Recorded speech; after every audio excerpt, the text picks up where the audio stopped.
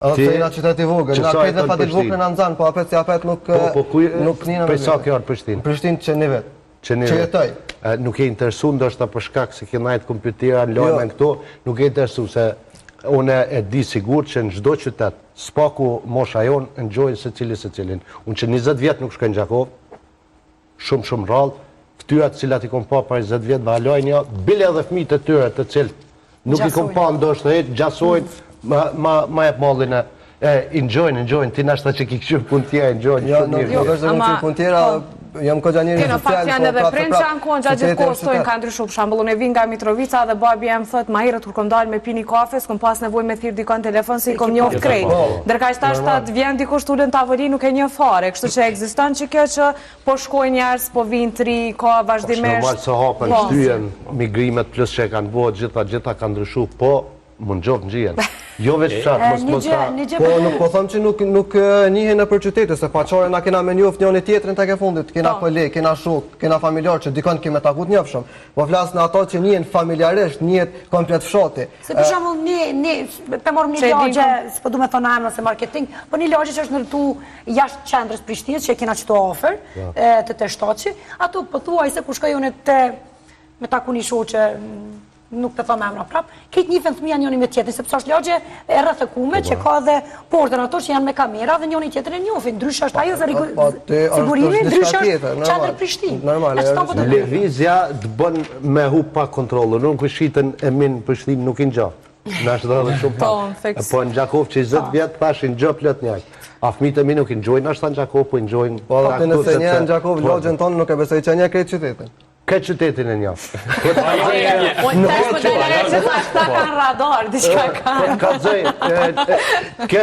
Kesh në Gjakov për 3 dite dhe me kërë të ecë me bashka pjesa blokit 3, nuk e di me konë kesh në kërë, nashtë tam kujtojnë ndërko, edhe të i thonë, këto është shpia këti, qëto është shpia këti, ama gati po thëmë se cilin shpia disha, i cilit doktor, cilit inxinjaj, i cilit lojtarë.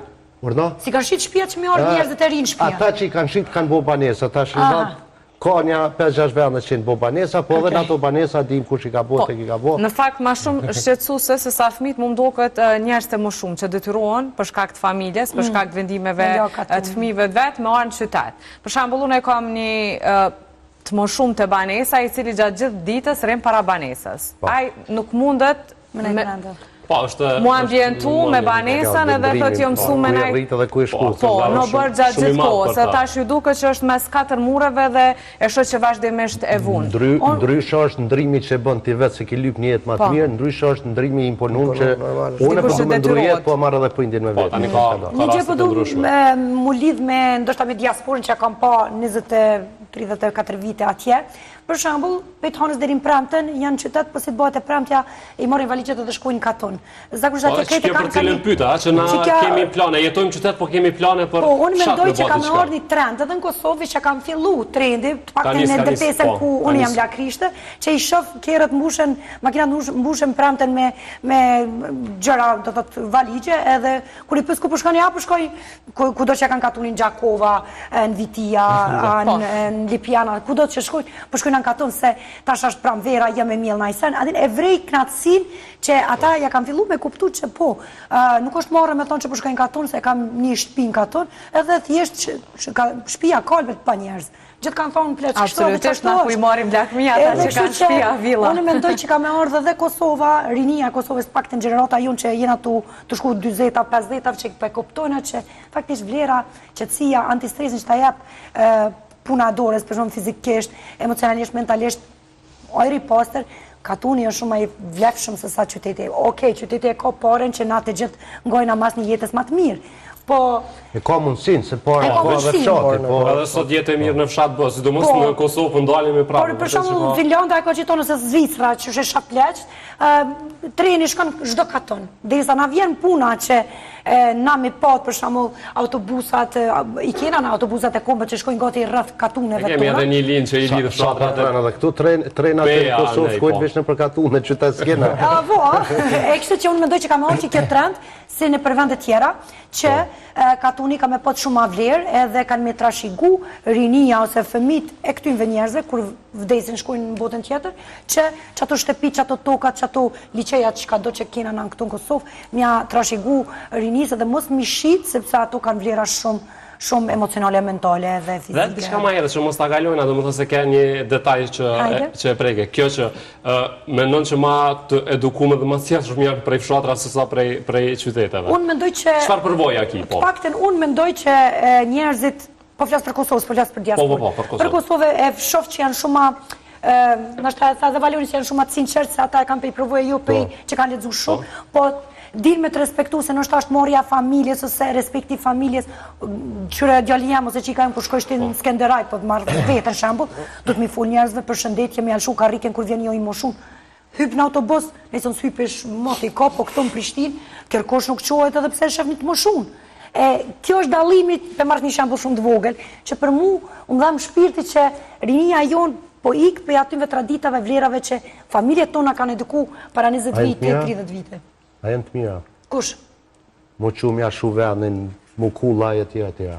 Jo mu kull, po te ndërgjeqja jote do të me të vrak kur dikosh është shtatzon, për shumë dhe te ulesh, edhe një shumë mirë nuk janë shanë venë. Okej, nuk e besoj që në atë ko, në përfshatra i kanë kushtu kujdes shtatzona, po femna jo, unë mendoj që pak ma shumë respekt kam pot. Anatimume, mos ta mohojmë të.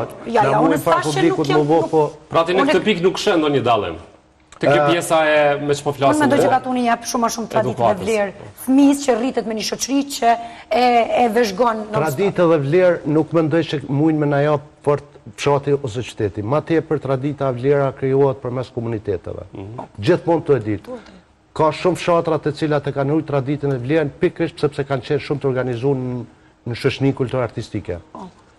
Ose në drama, ose në nejat që i kanë bo, më varet në shfarë. Apo mas shumë të që ndikojnë, tash mos ta shojmë sot që po kesh përdoret, po kanë ndiku për shemull pikërisht komunitetet pëtare. Qëfëse në ledhe në gjami, apo qëfëse në ledhe në kish, kanë dru muhabete, kanë tregu në gjore, kanë tregu gjonat e cilat përmes historisë e kanë tregu dhe kanë spjegu traditën. Ka shumë të baj pedigreja. Ka shumë të baj. Nuk mundet një sa dush me kry shkollë që ka të dush, ty të mungon një informatët që lënduash me pas për jetën për të kanë lume. Në kohën për parë, kur dëshim me qitë dikon poshtë, dëshim, që këp aristokrati për në kalëzën se ka pas gjyshën i kara pianos. Ajo në ashtë ta do këta i garë, po ka dishka të vërtet atë. Nëse e kem ri që edhe gjyshja jote me qenë një shkolluma, apo një njëri që ka pa botën, apo Përshamë gjyshja e me 90 vjeç ka dek, para 10 viteve, gjyshja e me në atë kohë ka qenë pëmën tregtare shumë e fort. E ka pa këtë botën, ka shëtit këtë botën, kur ka arna ka tregu se qëfar moda është në Francë, si kemi pas butikat atër në atë kohë në vitet 70-80, i ka sjellë qatë botën e jashtme pa na. Qka ka pa ajo, ka sjellë modën e Francës këtu, ka qenë në atë kohë në Siri, ka qenë në Turqi, edhe në gjitha vendet ku është botë rektia. Ajo nga ka pru botën këtu.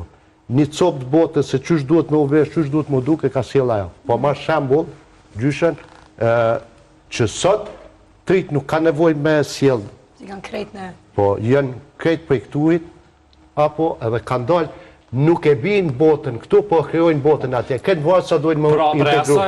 Sa po kuptoj për gjitha që po i thoni, është që e rëndësishme është që paragjykime nuk ka se si ka pasur për para për këtë jetën fshat qytet, apo jo. Ndoshta edhe gjeneratat e reja nuk paragjykuan kaq shumë. Se ka edhe fenomene të ndryshme që sot janë shqetësuese, si fshat, si në qytet natyrisht. Unë mendoj që arsyeja kryesore pse sot është zbut pak ky paragjykim mes fshatit dhe qytetit është afërsia e njëra tjetrës. Sot kena teknologji që na mundson unë prej Prishtinës me pos kontakt për ditë me një shok të amin klin.